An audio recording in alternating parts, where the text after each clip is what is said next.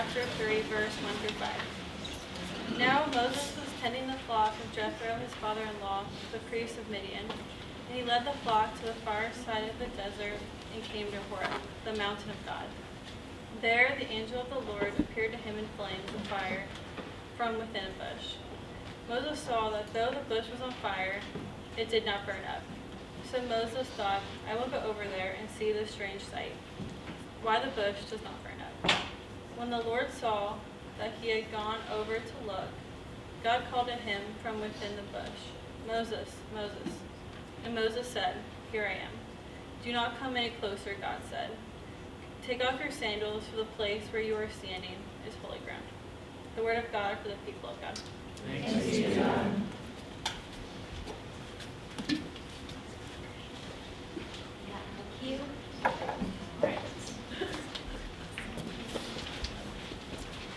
Well, good evening. I'm not going to ask how you're doing because that hasn't seemed to go real well right now, so I'm not falling into that trap. But thank you for allowing me to come and share with you tonight. I'm Jodi Ferise. I am one of the associate provosts here. I'm actually the chief international officer for the university, and what that means is that I don't get to teach anymore. So you'll hear a little bit later on that for the last 12 years I've been a professor here.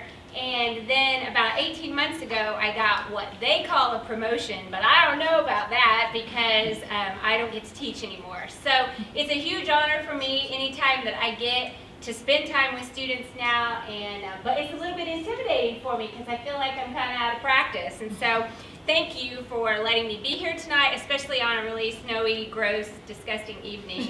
I personally can't figure out why you decided to waddle over here, but thank you. I'm glad that you did. So tonight's message is entitled "You Are Here," and I had this recurring thought that kept coming to me that was this "you are here" thing, and maybe it's because I can't go anywhere without a Google map or something, but as soon as you hear "you are here," you probably think of something. So maybe you think of like the dot on the mall map, you know, like the "you are here," and it tells you where you are, and then you can trace your way to the Cinnabon, from where you are. Maybe that's just me, I don't know. Or maybe the "you are here" makes you think of like when you call an Uber and then you see your dot and then you get super excited because the little car is driving towards you, and there's that little rush that kind of comes with that, and then it gets closer to your dot, but then it goes past your dot and you're like, whoa, hey, there's my dot. I'm here and now you're gone. Or maybe it's our favorite dot, which is our Google dot, that we can go nowhere at all without the Google dot, right? And I don't know if you've ever had this happen to you, but have you ever had it happen where your dot disappears, like you're somewhere so remote that the dot can't find you, and you're just panicked because you're like, I don't know where I am, and Google doesn't know where I am, and so if I get lost, no one will ever find me. Like they'll find a skeleton like 40 years from now because I have the dot. Or there's a feature on Snapchat that tells you like where you are. It's a creepy feature, and it tells you where you are and like where everybody else that you know is, and it's kind of weird.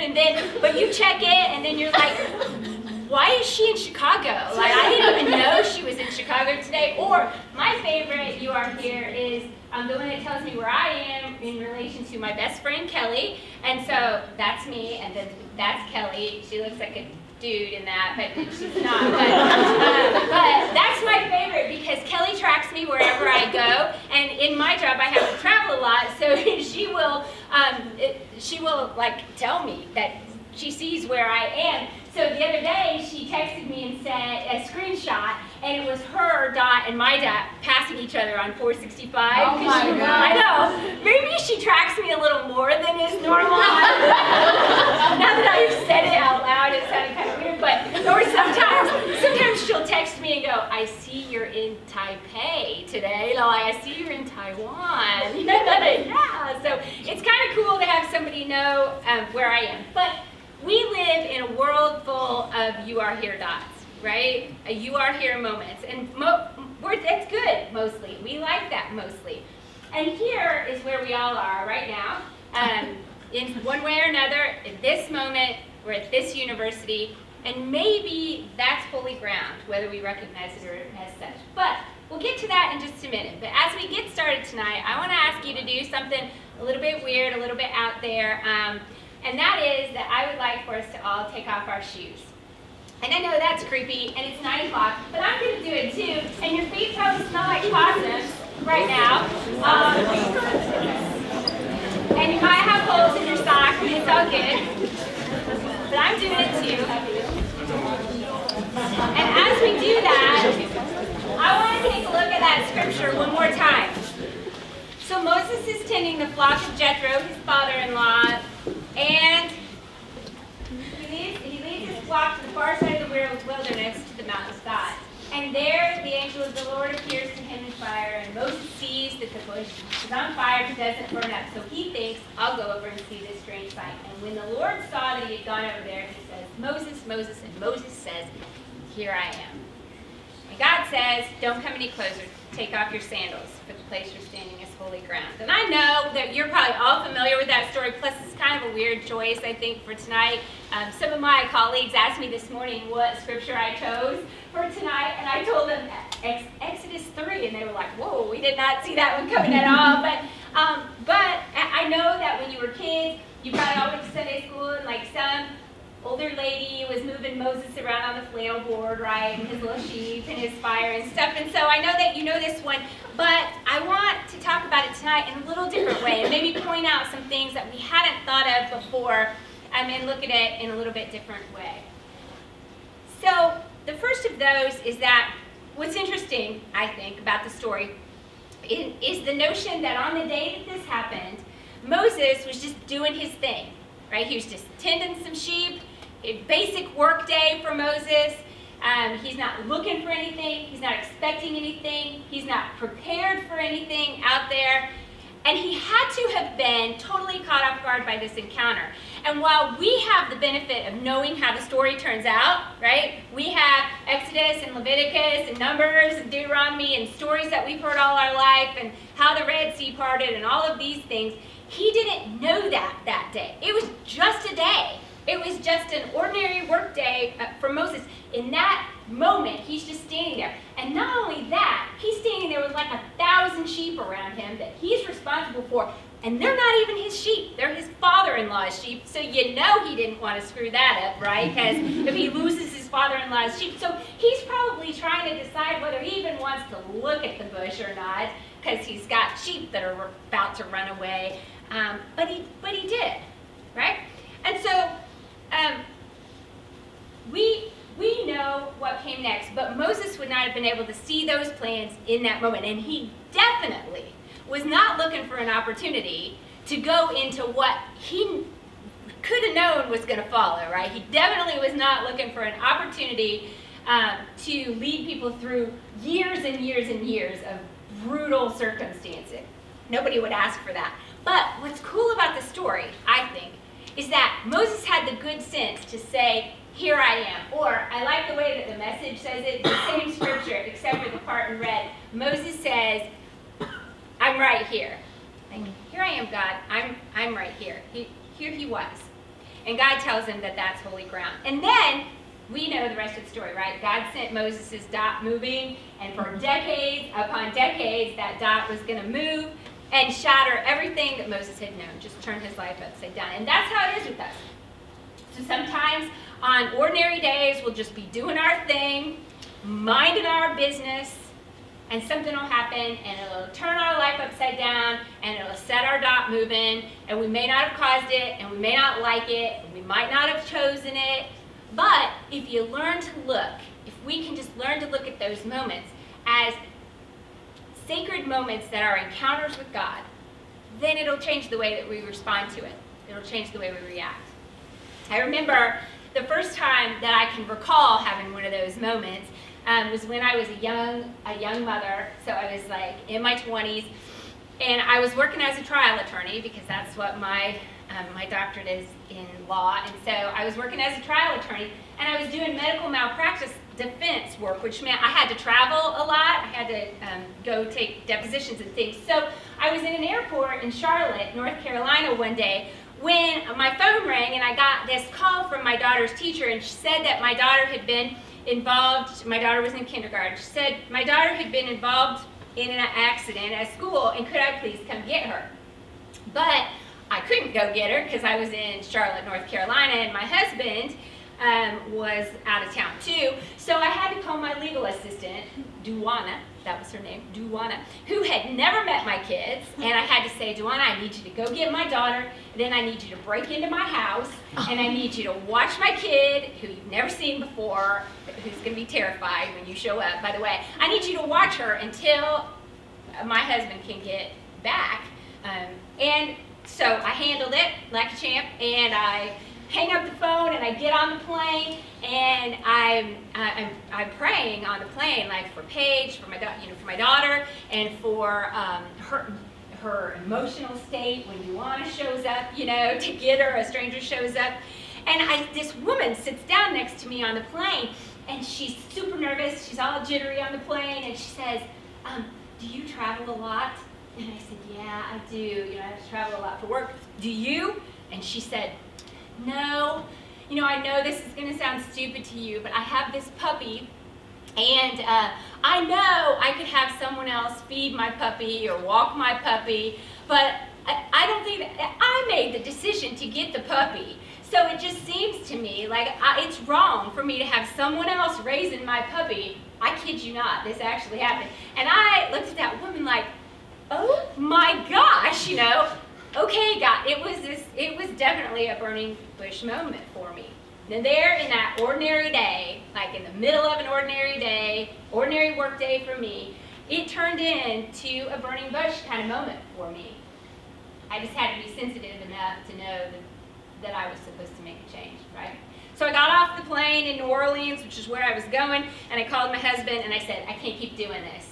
I know God just spoke to me through this crazy conversation about a puppy. I don't even know how to explain it, but it happened. I have to make a change. And that was how it was with Moses, right? He knew that in that moment he had encountered God, but he didn't know that when he laced up his sandals that morning, right? He didn't go out looking for it. So we have to be sensitive to the possibility that God might show up in a crazy conversation about a puppy on an airplane, and we have to be sensitive enough to say, here I am. The second thing that I love about this passage is that it isn't really about a special place, right? It's about the presence of God in a moment and our sensitivity to that. Because when God asks Moses to take off his shoes there, he tells him he's standing on holy ground. And all my life, and maybe you're like this too, but all my life I thought that there was something special about that parcel of land right there. Right? Like there was something sacred about that land. But the commentators will tell you that that wasn't the case at all. There was nothing special. It was just dirt near a mountain, right? With some shrubbery. There was nothing special about it. It was the presence of God that made it sacred. It wasn't the where of it, right? It was the who of it. So 12 years ago then, I had given up. I had taken the advice of the dog lady on the plane, right? And I had given up my law career. And I had taken a position as a pastor at a church in Greenwood. And I gave up my law practice, exchanged it for this position on the pastoral staff. I had gotten pastoral training so I could be on this pastoral staff. I really thought I was right where I thought I was in the zone, right where I was supposed to be. And I'm just minding my business, tending my own little flock there in Greenwood, Indiana. And then one day, just an ordinary day, my husband, who had been my high school sweetheart, we had been together by this time for 20 years, and he was my partner in ministry. And one day he told me that he was struggling with a drug addiction that I knew nothing about. Totally blindsided me, had no idea my husband was a drug addict, and that he had lost his job, which was the thing that supported our family, right? I worked at a church, trust me, I didn't make a lot of money. So, just like that, on an ordinary day, my life was totally upside down. And I could not, that was no moment where I thought, this is no. I could not see what God was doing. But somehow, right at that moment, this job opened up at University of Indianapolis, and for whatever reason, they gave it to me.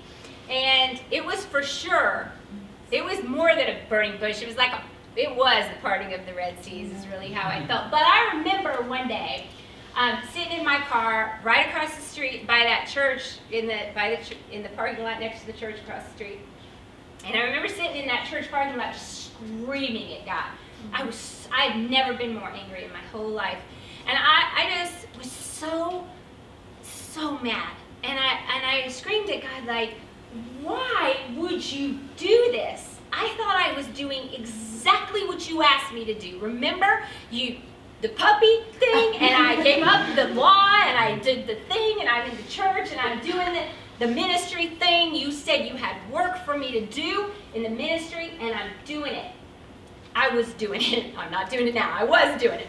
And I'm not qualified for this anyway. That was like one of my big things. I'm not qualified for this, and I'm gonna fail at this, and I'm not cut out to be a professor. And I was doing what you asked me to do. You said you wanted to be in the ministry, and at that moment, man, I have never in my life felt with more absolute certainty that God was saying to me, "What makes you think that ministry has to happen inside of a church? Like, who told you that was where the holy ground was?" I felt like he was saying, no, this is your holy ground. This is where I have work for you to do, right here at this university. And for 12 years now, that has been the case in ways that I had no idea. Holy ground, sacred space, right here. Encounters with God on ordinary days for 12 years in things nobody could have told me. I have gotten to minister to students who were really struggling with things. Students who were pregnant, had eating disorders. I've had students come in and tell me they were having affairs with married men. I didn't see that coming at all, but they needed help. I've had students who were struggling with their faith. I've had students who had another faith that they were able to share with me about faith that wasn't even my own. I have gotten to take students for 8 years to West Africa and worship in a place so pure and beautiful. Side note, I still do that. If you want to go to Africa, please come with me. All right? But we go and we worship in a place side by side with people so different with us. Definitely holy ground. But I didn't know that at the time. Which brings me to my last point, and that is that God is with us in our here. There's something important in chapter 3 of Exodus that I don't want us to miss. See, you would think, like, Moses wasn't new at this point, right? Like, this was not his first go-around with God. So you would have thought that by the time that we hit the scripture today, like, he would have already been like, whatever God says, I'm going with.